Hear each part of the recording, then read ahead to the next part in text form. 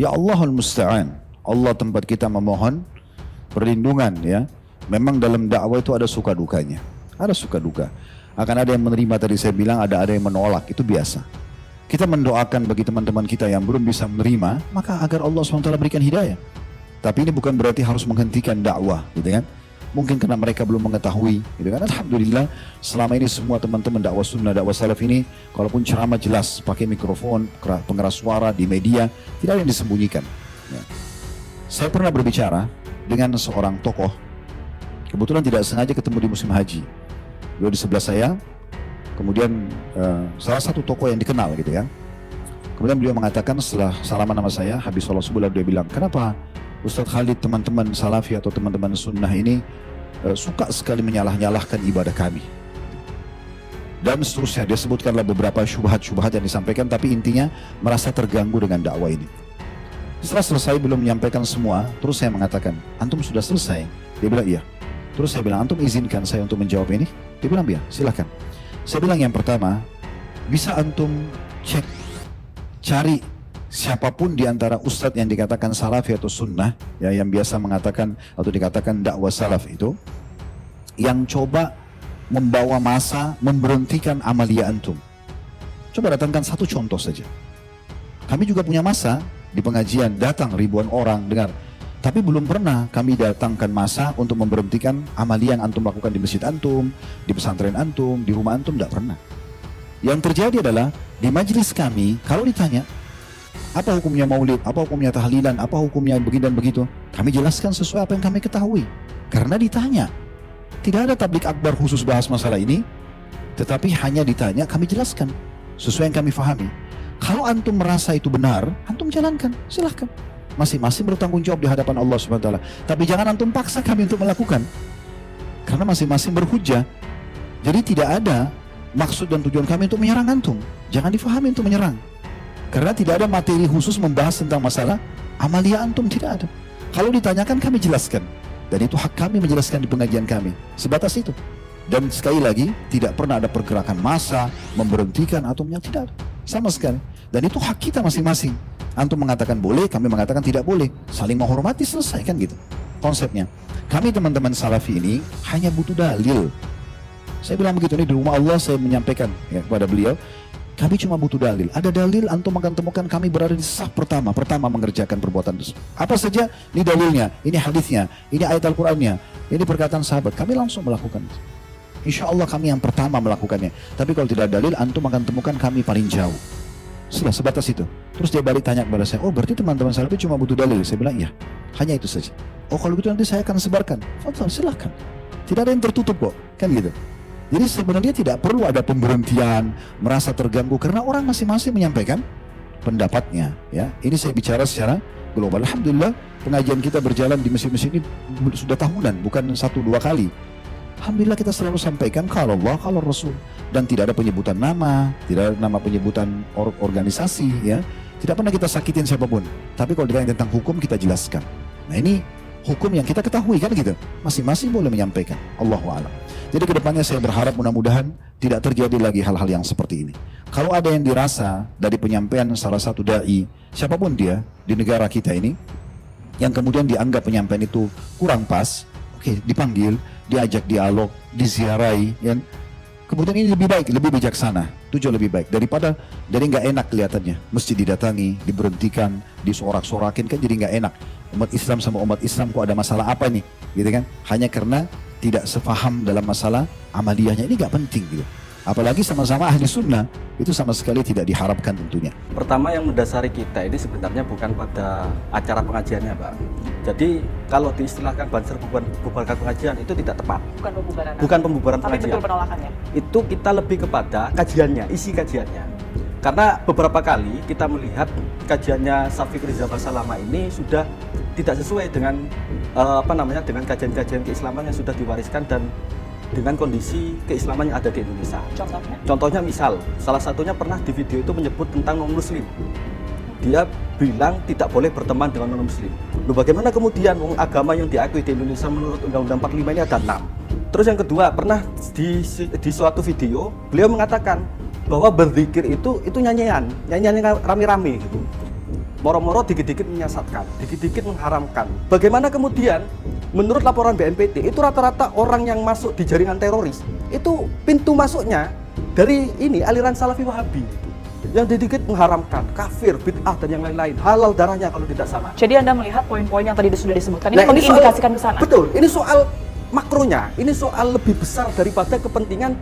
Kenapa kok dibubarkan kajiannya? Kenapa ini dan itu gitu? Ini bukan soal itu, ini soal masa depan anak-anak kita. Bagaimana kemudian kita mau mengharapkan bangsa yang rukun, bangsa yang penuh toleran, tapi dengan diisi kajian-kajian yang dikit-dikit mengharamkan, dikit-dikit menghalalkan, dikit-dikit mengatakan mereka sesat. Mengenai kajian dari Ustadz Syafiq Riza Basalamah ini kan informasinya bukan yang pertama kali ya Mas Riza Bukan ya. pertama kali. Di Masjid As-Salam kalau tidak salah ini juga sebelumnya sempat digelar juga. Nah kenapa penolakan dari GP Ansor ini baru sekarang? Karena kita lihat tidak ada itikat baik, Mbak. Tidak ada itikat baik dari apa namanya dari pihak yayasan maupun panitia. Bahkan kemarin ketika acara pun kita tanya siapa panitianya, itu tidak ada yang ngaku. Pihak yayasan dan masjid pun itu ngakunya cuma ketempatan saja. Tapi kalau umpamanya itu ketempatan, nggak mungkin sudah berkali-kali dilakukan. Jadi semacam kayak mereka ini kalau di dalam bahasa kita itu takiyah. Jadi menyembunyikan, berkamuflase. Ketika ribut mereka menghilang gitu. Mereka nyerang. Bahkan banyak WA saya, WA teman-teman itu dikatakan sampai iblis laknatullah. Apa sembarang kali lah kata-kata kayak gitu. Artinya pihak dari GP Ansor memang sudah berupaya untuk menjalin komunikasi terlebih dahulu ya Sudah. atas penolakan ini. Termasuk ketika Sebelumnya. hari H. Termasuk ketika hari H. Sebelumnya kita kirim surat terus difasilitasi Kirim sama surat kemana? ke pihak masjid. Oke. Terus Kemudian yang- ada respon. Belum ada respon, terus direspon ketika hari Kamisnya. Hari Oke. Kamisnya itu dipertemukan di Polsek Gunung Anyar, difasilitasi sama aparat polisi, dan pada kesempatan itu dilakukan peniadaan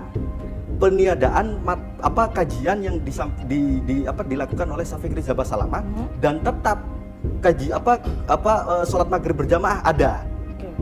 Nah kemudian sahabat-sahabat itu minta ke pihak panitia maupun yayasan untuk bikin surat pemberitahuan atau poster atau meme. Ya, kita kalau dari ajaran Islam nggak boleh ditambahin, nggak boleh dikurangin.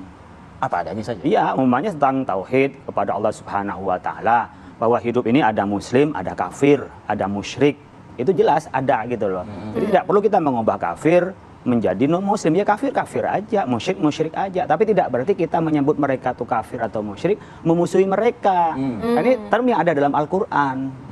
Jadi tidak usah diubah. Mungkin dalam bahasa nasional boleh saja kita mengatakan non muslim. Tapi begitu juga jangan sampai hal-hal yang sudah baku di kita, kesepakatan kita NKRI itu ditolak, dilawan, tidak boleh itu. Karena apa? Ini misak sudah ada menjadi kesepakatan kita. Kalau di Nabi dulu di Madinah nama Darul Misak. Demikian juga sesuatu yang khilafiyah jangan dibikin qat'iyah gitu ya. Sesuatu yang khilafiyah jangan dibikin muttafaq. Contohnya umpamanya soal Maulid Nabi. Ada orang mau merayakan, jadi gak usah lah kita umpamanya membongkar-bongkar itu dulu kan memang ada perdebatan panjang antara NU dan Muhammadiyah. Sekarang sama-sama kita udah nggak ada masalah soal kuno, soal Isra Mi'raj ya, soal umpamanya ini 3 hari, 7 hari. Ya itu kan soal khilafiyah lah ya. Ini kalau saya ngelihat dalam ceramah bersebagian teman ini yang senang saya membongkar khilafiyah dianggap wah ini dianggap seakan-akan adalah kesalahan total tidak ada dalam agama. Kalau memang tidak ada agama, tabligh akbar juga tidak ada dalam agama di zaman Nabi. Zaman Nabi nggak ada kajian zuhur itu, gitu ya. Kalau bicara soal keagamaan, nah ini banyak hal-hal yang sifatnya syiar itu dianggap substansi. Akhirnya dibongkar-bongkar, orang marah gitu ya. Dan yang jelas adalah teman-teman yang ditolak ini orang yang tidak terstandar oleh MUI. Tidak mengikuti standarisasi dai di MUI. Kalau mengikuti standarisasi di MUI, dia udah tahu mana konsep Islam wasatiyah, Islam yang moderat itu seperti apa. Tidak berarti dia meninggalkan Islam, tidak. Tetapi memahami mana yang sifatnya sabit, mana yang mutaghayyir, mana yang ini tetap tidak boleh diutak-atik seperti akidah, mana yang ini wilayahnya Jadi khilafiyah Ustaz atau Syafiq syiar. Riza Basalamah Belum. Oke, nah Dan biasanya Maksud begini, Ustaz Khalid Basalamah. biasanya beginilah, teman-teman yang kontroversi ini adalah ustadz yang tidak afiliasi pada ormas. Baik itu NU, Muhammadiyah, Persis dia tidak afiliasi. Kemudian dia juga tidak afiliasi dengan juga ke MUI.